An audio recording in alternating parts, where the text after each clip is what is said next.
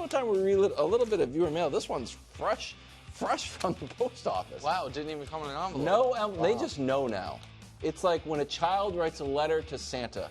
You just put it in the mailbox, write first things first on it, no envelope, we'll get it. Okay.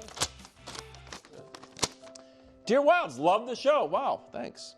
And happy to see Brew is back from Greece, especially because the show started on Monday. What? You don't need to do that, right? Is there a chance that with his return, we can also see the return of an old show favorite, also from Greece? Well, cheers, Ryan and Brian. Ryan and Brian. Bruto?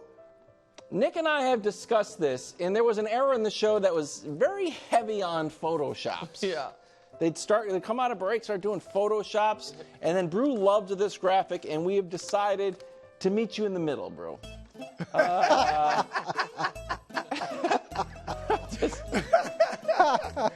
Hold up. My chest was much better looking in the old one. What is Dusty? What is that? That is not me. The old one was me. We shouldn't have done this. That is cowboy music going on. It doesn't make any sense. We need to eliminate this. Oh, it's ancient Greek. Greece was wonderful. Greece was fantastic. That's it. All right. At number 3, Anthony Davis. Wow. Now, you might be wondering, why Anthony Davis? Why Anthony Davis? why Anthony Davis? You can argue he's had an odd career. Yeah. Look, first ballot Hall of Famer. Top 75 player of all time. Now, that's questionable. Should he have been? But he was. Fact is, he was. Got a championship. But you could argue he's been a bit of an underachiever. Like, he's left meat on the bone. Hasn't been all we expected because he hasn't led his own team to, forget a ring, just multiple playoff victories. All right? So he has a chance now, and I'm not even setting the bar very high, but this is the year where UAD can change all of that. You can wipe out that knock against you. And this is all I'm asking. Have the Mavericks around 6 or 7 Yeah. in the West before Kyrie gets back. You got the hot young Cooper Flag. This was the team I forgot about earlier when we were listing teams. Okay, and I was so like, you there's actually a team think they as could an be 8 pretty seed good. well, an 8 seed maybe. Yeah, go ahead. Yeah, like, so if you're in 6, maybe 7-ish, 6, 7-ish, when Kyrie gets back, you mesh well with Cooper Flag. You have the big men that you wanted. You wanted big men in LA. You got Daniel Gafford. You got Derek Lively. If you can do that, AD, then that will be huge for you. And then Kyrie gets back, maybe you can actually make some noise in the playoffs. And that's all we want. Last time I saw you on the court, you dropped 40. You put up big numbers for the Mavericks when you played. You said you seem a little motivated, almost seem cool with the trade. So, AD, I believe in you. Go out there and get it done. All right, at number 2, dominating Deandre Ayton. Now, people mocked you when you gave yourself that nickname, Dominating. Yeah. Nick and Wiles looked at me cross-eyed when I said it earlier in the show. But I like it. I like that you gave yourself that nickname. And look, DeAndre, you have a chance to change your entire image and reputation. Because it is, forget underachiever, it's just not bust by any stretch. You haven't been a bust. But you were the number 1 pick ahead of Luka. And heck, Trae Young, I'm going to throw him in at this point. You were the number 1 pick ahead of those guys. You've been okay, but not lived up to the hype of what you're supposed to be. Now expectations are much lower, which is good for you. You get to play with Luka and LeBron, 2 of the greatest playmakers in the game, and you get to catch a lot of lobs. Focus on defense. This is your chance to change. You said yesterday that this is an opportunity you will not take for granted. So don't take it for granted, because we can argue that you have kind of taken your entire career for granted and not gone out there and been hungry and lived up to your potential. So this is a great opportunity for you to do that in LA. You're clearly the 3rd guy at best. You might be the 4th guy. So go out there, mesh well with your teammates, and just have a good attitude and a high motor for 82 games in the playoffs. And that'll change your whole reputation and image. Very motivational so far. Yeah, I'm trying to motivate cats. I believe in you more than needs to. Yeah. I believe in you more than needs to. Let's put it that way. At number 1, Mike Brown. Mike, this is your chance.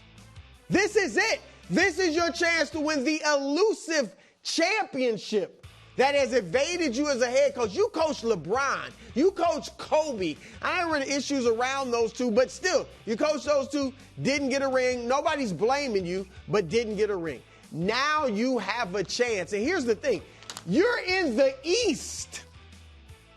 Being in the East this year is like telling a 10-year-old, we're having Christmas twice this year. It's that good to be in the East where everybody is banged up and mediocre or young. Orlando is young. I mean, as much talent as they have. And Atlanta is just putting it together. And Miami's at a talent deficit. And Milwaukee and Indiana are obviously banged up. And Cleveland, I hate to say it because one of my hometowns is soft. Oh, wow. Until proven otherwise. Wow, tough. Till they get to the playoffs and prove other times they've been mentally soft in these games. So you have a grand opportunity. Here's the other thing.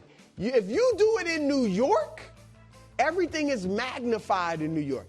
If you win a championship with the Knicks, and I said win a championship, you do what Pat Riley, Don Nelson, Tom Thibodeau, Jeff Van Gundy, what they couldn't do.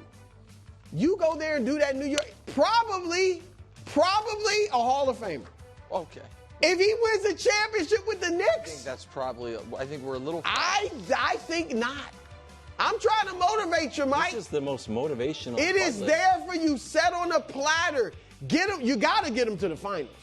They just fired a guy that got you to the Eastern Conference Finals, so you got to get him to the finals. But I do believe in you. Wow. You have a chance to really, really, really set a legacy. What a motivational bud list. Yeah, look.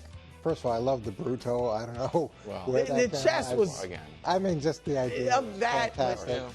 Yeah. Usually, I'm all in on the Bud list. I don't love Mike Brown at number 1. I think it's you probably should have put the owner on the Bud list personally. And I think that that's not Mike, bad. no matter what happens. Could have Mike- left Tibbs. Well, it's a little rough, but I'm happy for Mike Brown. I think he's going to do a great job. Not happy with the Knicks ownership. But I'm going to shift to football and go with the Browns front office and the Browns head coach. And this is a really, really difficult time for him. And I know people are excited with Shedeur Sanders and everybody's talking about it. But for Kevin Stefanski and for Andrew Berry, it's a really difficult time because you got 4 quarterbacks, you've got only 3 preseason games, you've got 2 draft picks, and you've got 1 quarterback that's an incredible distraction. Yeah. And he's a 5th-round draft pick, and he's putting out videos. And look, I know Nick probably loves this. I don't know if we can see his late. This is him running. What a workhorse! At midnight, he's running at midnight to some. This is training. It's not to a commercial shoot, Coach. You know, God forbid he did that. Well, it's only he has a couple speeding tickets. It's a lot of stuff besides football, and at the end of the day, none of the 4 may be good enough to get you where you want to be. So trying to work this out through such a concentrated and shortened amount of time with the less preseason games, going to be rough. I think that's an interesting one, Coach, and fair. Let me ask you this, because there's some reports saying it was the owner's call to draft Shedeur. Yeah. How much more difficult does that make this situation for Barry and Stefanski? It makes it incredibly difficult. If the owner's going to want to be right, and he's going to push. He's going to make suggestions. So owners typically make suggestions, but they're not really suggestions. They're you better do this. And now if it's wrong, it's like, well, you're the football guys. I was just making a suggestion. But it's really, it's one of those things where once he weighs in, the scales are stacked in Shedeur's favor. Now whether or not Shedeur can capitalize on that, I'm not really convinced that he can, and I don't think the Browns are convinced that he can based off of who they drafted prior to him. Well, it's 4:10 on a Wednesday, and I know what you're thinking. Oh, Wednesday. That means there's no sports media ombudsman. But we are contractually obligated, so 4:10 on a Wednesday, whether you like it or not, here is the sports media ombudsman. I don't know why you feel the need to say whether you like it or not. It's just in the script. You don't do that for literally anything else we do. Well, whether they like it or not. Yeah, it feels whatever. How does it feel? Not great. So I was listening to one of my favorite podcasts the other day, hosted by one of my best friends in the world, The Wright Time with Bomani Jones. And it's always a good podcast. It was an extra treat because someone I've known since college, that I did radio with briefly in college, Adam Lefkoe, was his guest. So I'm like, these two of my favorite people.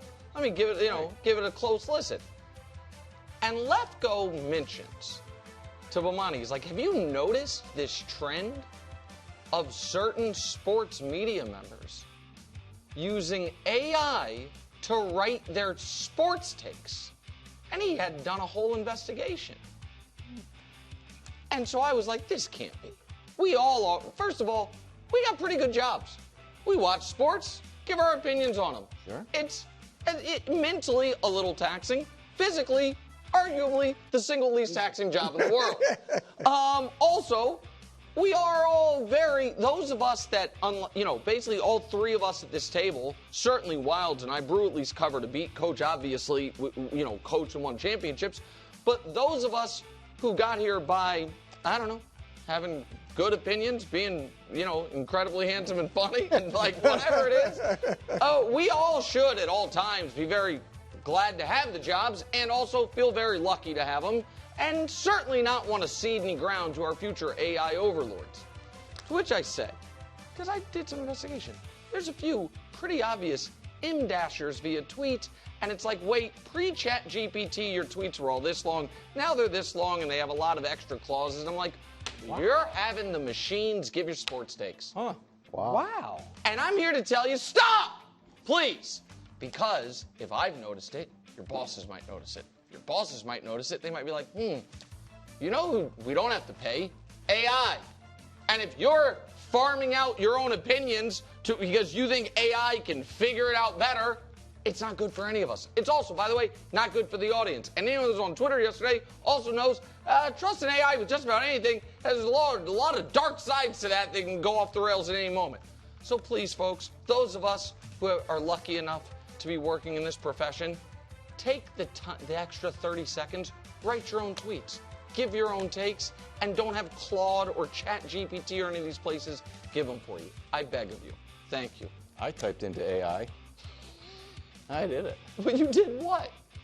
Well, if AI is saying they're coming for everybody's job, it feels like everyone's like, AI's coming for everybody's job, but not my job. So I'm like, shoot, is AI coming for my job? So I typed in, write a Kevin Wildes type script. And it did it? It wasn't very good. Okay, thank God. Did you use it? No. Okay, good. But it sounded like you don't have a problem with getting sports takes from AI?